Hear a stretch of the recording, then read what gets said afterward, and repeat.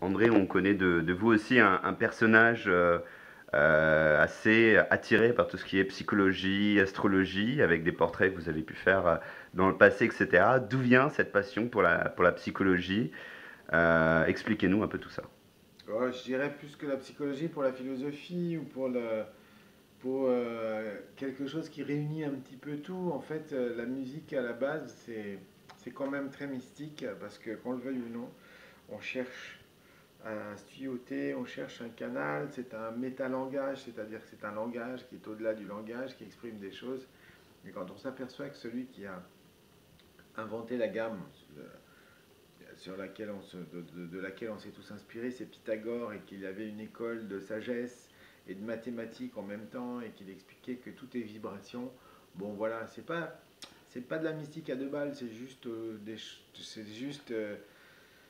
c'est juste de la physique éclairée, j'allais dire, et c'est ce genre de physique qu'on recommence à découvrir aujourd'hui, notamment avec la physique quantique. C'est-à-dire que Mhm. c'est une physique qui ouvre les portes. On n'est plus après la Renaissance, quand on commençait à séparer la science de la religion. Il fallait le faire, bien sûr, puisqu'il y avait des dogmes qui étaient tellement idiots dans la religion.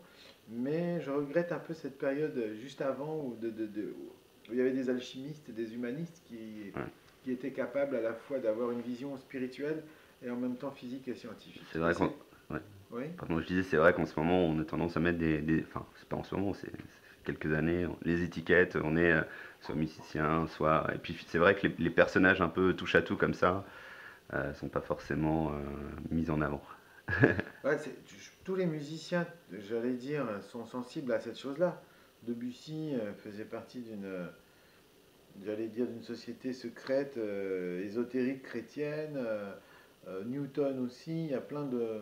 Mais peut-être, voilà, ça c'est moi, il ne le disait pas. Bon, moi, comme je passe à la télé puis que je joue un petit peu avec ces concepts-là, mais je joue sans les dénaturer parce que c'est aussi ma manière de faire passer des choses, parce que je suis comme ça aussi avec mes potes, j'allais dire, je fais ça d'une manière assez naturelle, et c'est vrai que je me suis amusé à faire à faire correspondre des lettres à des notes de musique, donc je me suis balancé, j'ai voulu voir comment sonnaient les prénoms, et voilà, c'est tout.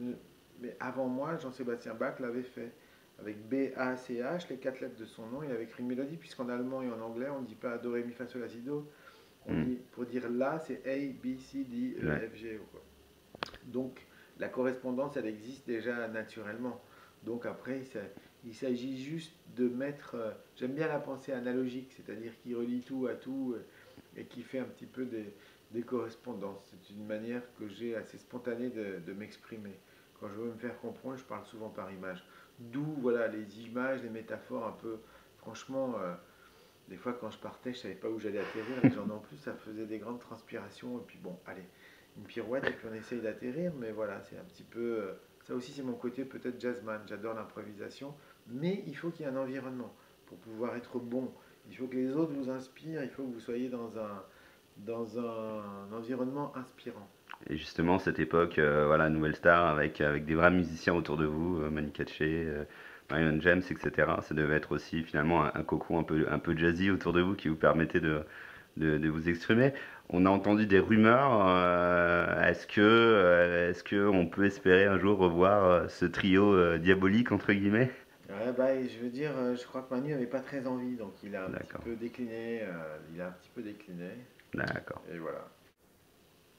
Alors, Luxure est un magazine de mode. Quel rapport avez-vous avec la mode et avec la création? Ah, j'adore j'allais dire, les belles formes. J'aime bien le design. J'aime beaucoup pour moi, tout ça, ça émet des vibrations. J'aime bien les objets détournés et je suis pas très fort pour le faire pour moi-même. C'est là que c'est difficile. Par contre, quand je vois un agencement bien fait, c'est beau. Je suis en train de regarder là une ligne de piano. Je trouve ça, par exemple, magnifique, quoi. Ça pourrait être un bel objet design, mais voilà, j'aime bien les beaux objets. Après, moi, j'ai du mal à m'inscrire dans la mode en tant que personnage parce que je me regarde pas trop dans la glace et je suis un peu Gaston et un peu goofy. Quand je passe devant une boutique et puis je vois un mannequin habillé des pieds à la tête, si tout me plaît, je rentre, je dis bon, je voudrais tout ce qu'il a le monsieur, s'il vous plaît. Comme ça, je suis sûr que les choses vont bien ensemble. Mais bon, j'ai pas trop de regard extérieur sur moi, donc je suis la mode pour ce qui me concerne, je suis un peu moyen. Par contre, j'adore l'univers de la mode. J'ai fait notamment des musiques de défilé pour Dior, pour Balmain, il y a longtemps. Et j'aimais bien cette idée de ce brief qu'il y a. La différence entre la mode et la musique, c'est que dans la mode, il y a des bureaux de style, il y a des recherches de tendances.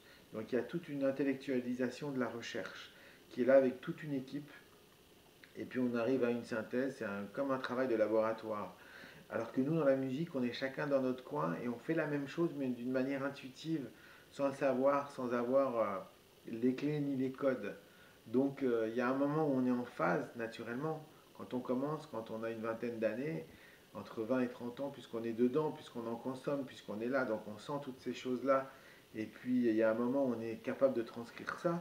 C'est comme ça que j'ai commencé moi, et puis à connaître le succès.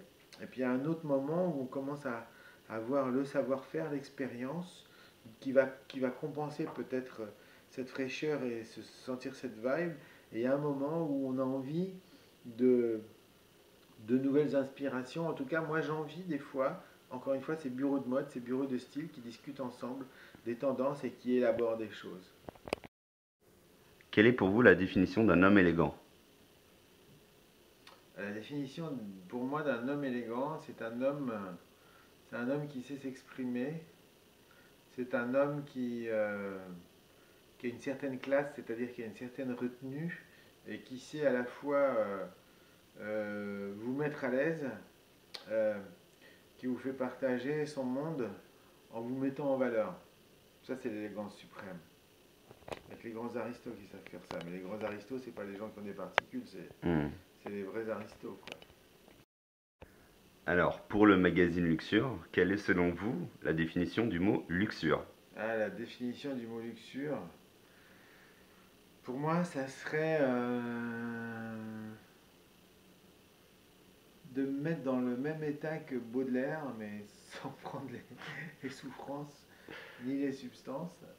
La luxure suprême, euh, c'est la définition de la minéralisation chez Rousseau. Alors on se balade au bord d'une rivière, et puis il y a un rocher qui est à fleur de l'eau, et puis on fixe le rocher, et d'où on décolle. Ça, c'est la luxure de l'âme. Wow!